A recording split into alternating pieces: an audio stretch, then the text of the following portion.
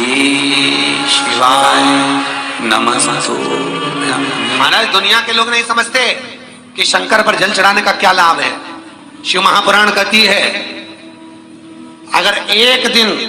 शिव महापुराण की कथा कहती है मंगलवार को अगर शिव जी के मंदिर में, शंकर के मंदिर में जाकर एक लोटा पानी चढ़ाया जाता है तो हमारे कार्य में उन्नति होती है।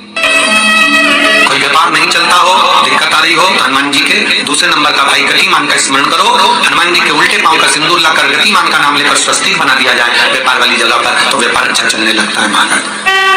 कोई व्यक्ति पैसा खा गया, नहीं दे रहा, बहुत परेशान हो गए, मांग कर दे गए, नहीं दे रहा, हाथ जोड़ लिए, पांव जोड़ लिए, सब कुछ कर लिया, नहीं दे रहा, तो हनुमान जी के तीसरे नंबर का भाई रतिमान का नाम लीजिए। पीपल के पत्ते पर लाल सिंदूर से जो व्यक्ति पैसा लेकर गया उसका नाम लेकर बैठे हुए पानी में रतिमान का नाम लेकर छोड़ दीजिए। 15 दिन में रतिमान ऐसी उतावली मानक मचाता है कि उसको हाथ जोड़कर वो खुद फोन लगाकर बोलता है भैया मैं पैसा लौटा दूंगा। रतिमान का स्मरण किया जाए, रतिमान। ध्यान दीजिएगा, पंचमुखी हनुमान। दोस्तों वीडियो के अंत तक बने रहें और हमारे चैनल महादेव के उपाय को सब्सक्राइब जरूर करें। पंचमुखी हनुमान का एक भाव महाराज, जैसे बहुत ज्यादा तकलीफ अगर व्यक्ति को हो गई है, बहुत कष्टमय जीवन चल रहा है, हार गए हर जगह से और तकलीफमय जीवन चल रहा है, तो पंचमुखी हनुमान का एक शिव महापुराण का और स्कंद पुराण का एक बड़ा सुंदर मंत्र है। उस मंत्र को आप सब एक बार हमारे साथ में बोलें। ओम नमो हनुमते रुद्र अवताराय सर्व शत्रु संहारणाय सर्व रोग हराय सर्व वशीकरणाय रामदूताय स्वाहा। बस इस मंत्र को हाथ में काली तिल लेकर, एक जौ लेकर और गूगल लेकर, थोड़ा सा उसमें गाय का घी डालकर कंडे को या अग्नि को जलाकर इस मंत्र का 11 बार 21 बार जाप कर अपनी कामना कर छोड़ दीजिए। कैसा भी रोग हो, बीमारी हो, कष्ट हो, दुख हो, तकलीफ हो, 21 दिन के अंदर वो आनंद आना प्रारंभ कर देता है। इस मंत्र, स्कंद पुराण का, शिव महापुराण का ये मंत्र मूल पंचमुखी हनुमान सुख दे। और एक और चीज याद रखिए हमारा, यदि कोई काम के लिए जा रहे हो, कोई व्यापार के लिए जा रहे हो या नौकरी करने के लिए जा रहे हो और लगी नहीं रही, बहुत तकलीफ पा रहे हो, सर्विस ही नहीं लग रही, बहुत कष्टमय हो गया, तो निवेदन करूंगा 5 पीपल के पत्ते पर बेसन के 5 लड्डू घर में बने हुए, गाय के घी के 5 लड्डू रख लो। उस लड्डू के बीचों बीच एक आटे का दिया और उसमें तिल्ली का तेल डालकर इसी मंत्र का प्रयोग कर पंचमुखी हनुमान का किसी भी हनुमान के मंदिर में जाकर, दक्षिण मुखी हनुमान के मंदिर में जाकर उसको रख कर आ जाइए। इसके बाद आप उस काम के लिए जाइए, आपका काम सफल हो जाएगा। आपको किसी को नहीं कहना पड़ेगा कि हाथ जोड़ना नहीं पड़ेगा, किसी के पाँव नहीं पड़ना पड़ेगा, तुरंत काम। बस इस मंत्र का स्मरण कर पंचमुखी हनुमान का भूतेश्वर जो मंत्र है वो सुख देने वाला।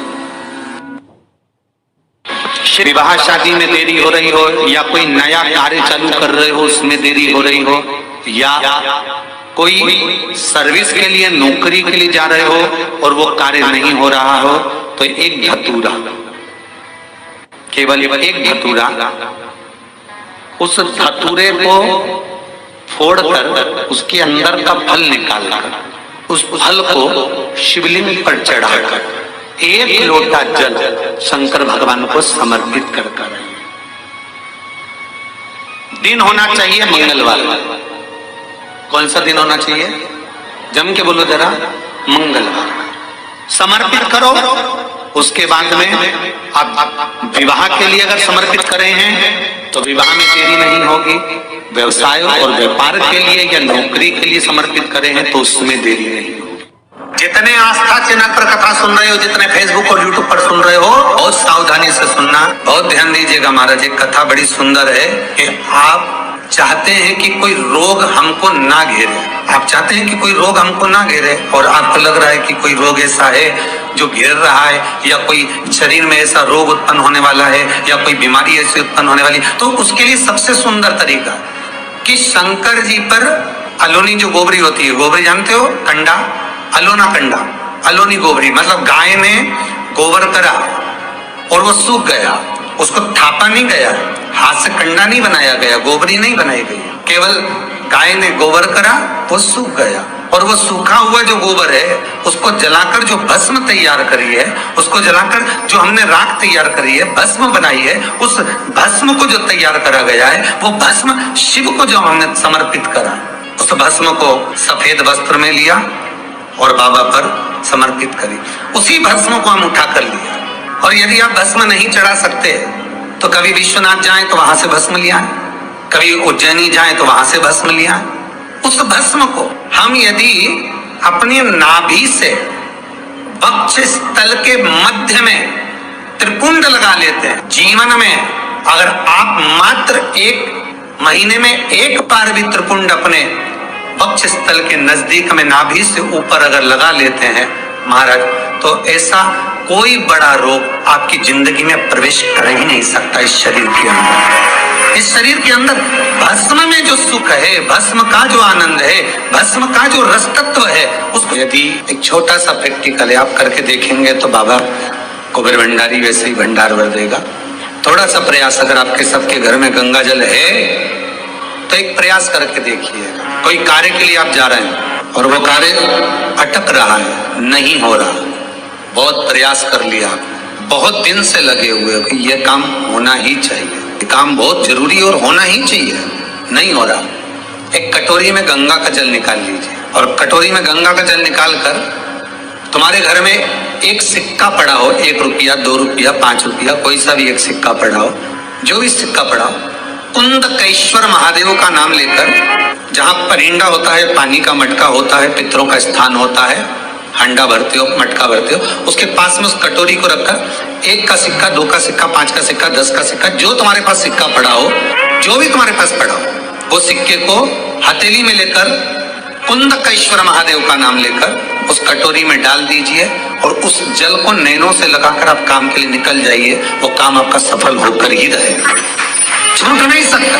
गंगा के जल में वो बल होता है, और आप जो सिक्का डाल रहे हो वो ये समझ कर डालें कि कुंदकेश्वर महादेव को मैं गंगा में स्नान करने के लिए, हमारे यहाँ पहले हमने भी देखा, आपने भी देखा होगा, किसी जब बारिश नहीं होती है या कोई काम अटक जाता है, जब बारिश, तो क्या करते थे पहले के जमाने में कि मंदिर को पैक कर दे, उसमें पानी भर दे शंकर जी के ऊपर, आपने कई जगह देखा होगा, उसमें शिव जी को डुबा, तो किसके लिए डुबाते थे? कुंदकेश्वर महादेव के। ये नियम है कुंदकेश्वर महादेव का। ये कुंदकेश्वर महादेव को उस कटोरी में, उस बाटकी में सिक्के को, और फिर जब आपका काम हो जाए, आप जिससे मिलने गए हो, जिससे काम की बात करने गए और काम हो गया, तो वो जल ले जाकर सिक्के के साथ, सिक्का तो डालो मंदिर में, कहीं दान पेटी आदि में, और वो जल भगवान कुंदकेश्वर के नाम से शिव जी को समर्पित कर दो। बाबा से विनती करो, बहुत बहुत साधुवाद है बाबा, आपने मेरी लाज रख ली, मेरी कृपा बनी रहे, बस ये सुख मिलता है, उसको धन्यवाद दो बाबा। बार बार हम तो रोज कहते हैं, रोज प्रतिदिन उठो और उठते से धन्यवाद दे दो, धन्यवाद, उठते से कहो। शिव को प्रिय है पुष्प में आंख का पुष्प, जो आंकड़े का पुष्प होता है, शंकर को बड़ा प्रिय है। और दूसरे नंबर पर शंकर को प्रिय है शमी का पुष्प, बहुत ध्यान देना महाराज। तीसरे नंबर पर शंकर को प्रिय है महाराज सरसों का पुष्प, सरसों होती है ना, जो राई अपन बोते हैं, सरसों बोते हैं, उसमें पीले कलर का जो पुष्प लगता है। हमारा तो निवेदन रहता है जब तक सरसों आए तो प्रयास करा करो कि सरसों के 108 पुष्प शंकर भगवान पर चढ़ाना प्रारंभ कर दो। महाराज ये पक्का है कि वर्ष भर कोई बड़ी बीमारी आपको घेर नहीं सकती अगर सरसों के फूल शिव को चढ़ रहे हैं तो। और प्रयास करना कि सरसों का जो पुष्प होता है, सरसों का जो फूल होता है महाराज, अगर कोई व्यक्ति को किडनी या लीवर से जुड़ी हुई कोई तकलीफ होती है, या किसी व्यक्ति का एक्सीडेंट हो गया होता है, और उसका कोई अंग रह गया हो, कोई शरीर का कोई भाग रह गया और वो काम नहीं कर रहा हो, जैसे किसी के पांव रह जाते हैं एक्सीडेंट के बाद, किसी का हाथ रह जाता है, या कोई अंग काम नहीं कर रहा हो, वहां ब्लड पहुंच नहीं रहा हो, वो जगह एकदम सुन्न हो गई हो, खाली पड़ गई, तो उसके लिए शिव महापुराण की कथा कहती है कि सरसों के पुष्प 11 शंकर जी के राइट भाग में, जहां शिव जी के गण दरवाजे के द्वारपाल मणिभद्र जिस जगह पर निवास करते हैं, कौन निवास करते हैं? मणिभद्र। शंकर जी के दरवाजे के द्वारपाल है मणिभद्र जी, तो मणिभद्र दरवाजे के द्वारपाल में राइट भाग में मणिभद्र जी विराजते हैं। मतलब राइट भाग कौन सा हुआ? जब आप मंदिर से बाहर निकलेंगे तो राइट भाग, मंदिर में प्रवेश करेंगे जब राइट नहीं होना चाहिए, आप मंदिर से जब जाएं तो राइट भाग, मतलब आप मंदिर से राइट से जाएंगे तो शंकर जी का भी राइट हो जाएगा, क्योंकि शिव जी ऐसे बैठे हैं तो शंकर जी का भी राइट हो गया, देवता उनका भी राइट हो गया, तो राइट भाग सीधा हाथ मणिभद्र जी का। 11 सरसों के पुष्प मणिभद्र के उस द्वार पर आप रख दीजिए, और मणिभद्र के द्वार पर रखकर अंदर जाकर 108 वापिस जब आप बाहर निकल रहे हैं, ये पुष्प आप रखने के बाद एक बार बाहर जाएंगे, फिर वापिस आएंगे मणिभद्र